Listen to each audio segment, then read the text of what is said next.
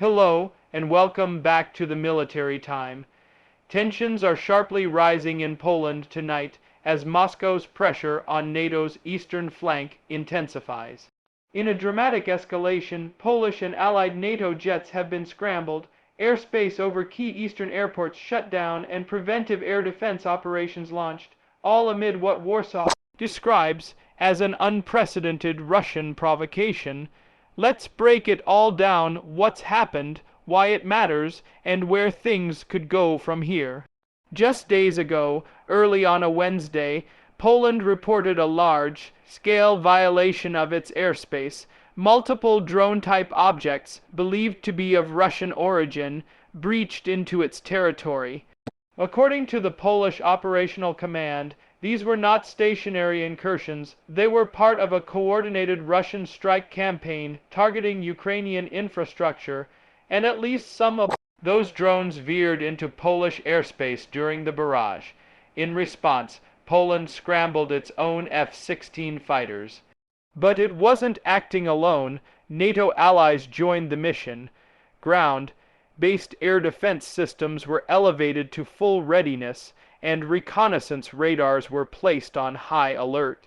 Polish authorities described the whole response as preventive in nature, not necessarily a counterstrike, but a firm posture to deter further incursions and to protect civilian lives. The stakes couldn't be higher. Lublin Airport in eastern Poland was shuttered, as was Jajenka Airport, and even Warsaw's Chopin Airport faced restrictions. According to Poland's air navigation services, the airport closures were directly linked to the military aviation activities. To use their words, Poland's Prime Minister, Donald Tusk, did not mince words. He called the drone incursions a large-scale provocation and warned that Poland was moving closer to military conflict than at any time since the Second World War. For his part, Foreign Minister Radoslaw Sikorski asserted that Russia was testing NATO's resolve, probing how far it could push before triggering a more forceful alliance. Level response.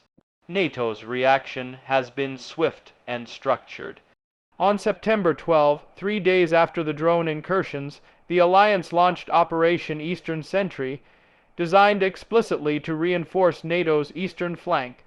Under that umbrella, NATO has deployed interceptor aircraft, including F-16s, Rafales, and Eurofighters, along with surveillance and support assets, and is building more layered air defenses in Poland. This is not just a symbolic move.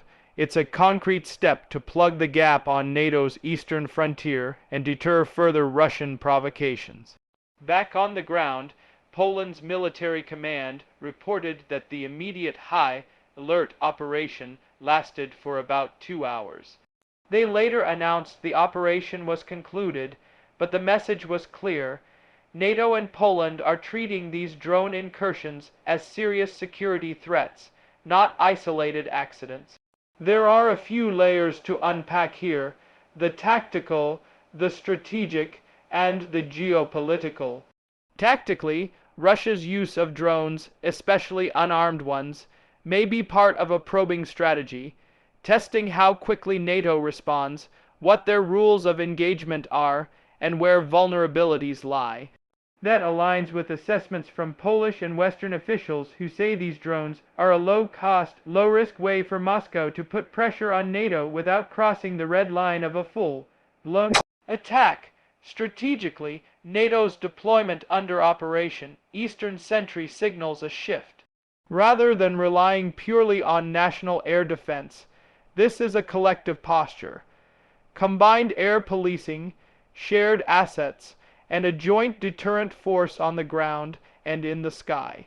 For Poland, this is about more than protecting its own airspace. It's about sending a strong signal that NATO's eastern flank is not a backwater to be tested. Politically, the implications are profound.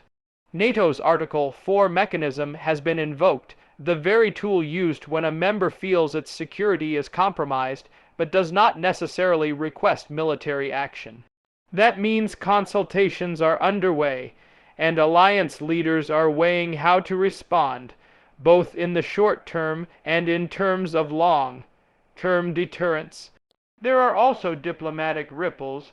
European allies are condemning Russia's provocations, while Moscow is almost certainly watching NATO's response closely, assessing whether it can continue escalating by steps without triggering a larger war.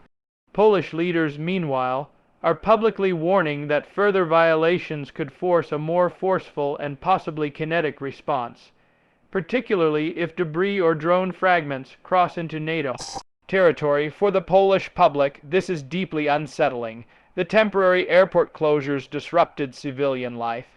But more than that, people sense that the war in Ukraine is no longer confined to that country. Its fallout is reaching into the heart of NATO Europe. Poland, long a staunch advocate for Ukraine, may now be feeling the brunt of Moscow's frustration and willingness to test the alliance's will. Looking ahead, a few scenarios are possible. 1. Escalation. Russia could try more incursions, possibly sending more drones or even testing missile boundaries, knowing NATO is on high alert. If NATO continues to respond with joint air operations, we could see a more permanent NATO presence in Poland, even wings of interceptors permanently stationed there. 2. Deterrence and stabilization. If NATO's posture under Operation Eastern Sentry ultimately deters further provocations, we may enter a new status quo, more robust air defenses, more joint NATO, Polish operations, but no open conflict yet. That may be what Poland wants, to deter without triggering a wider war. 3. Diplomatic confrontation. Poland and NATO may increase diplomatic pressure on Moscow and push for economic or political measures, even while maintaining their military readiness. This could involve heightened sanctions or stronger security guarantees for Poland and its eastern neighbors. 4. Broader NATO realignment. If these kinds of drone incursions become more common, NATO may have to rethink its posture in Eastern Europe more permanently. That could mean more base infrastructure, more integrated surveillance, and greater alliance coordination, even a possible shift in NATO's long-term defense planning. In any case, the situation is a stark reminder. The conflict in Ukraine is no longer just a war inside that country. It's a continental security crisis with implications for NATO, for Poland, and for the broader rules-based order. As of tonight, Poland's skies are quiet, but the alarm bells have already rung. NATO has flown its message. We're watching, we're ready, and any further misstep by Moscow will come at a cost. Thank you for watching the Military Time. We'll continue to monitor this situation and bring you updates as they develop. Stay safe, stay informed, and until next time, we keep our eyes on the skies.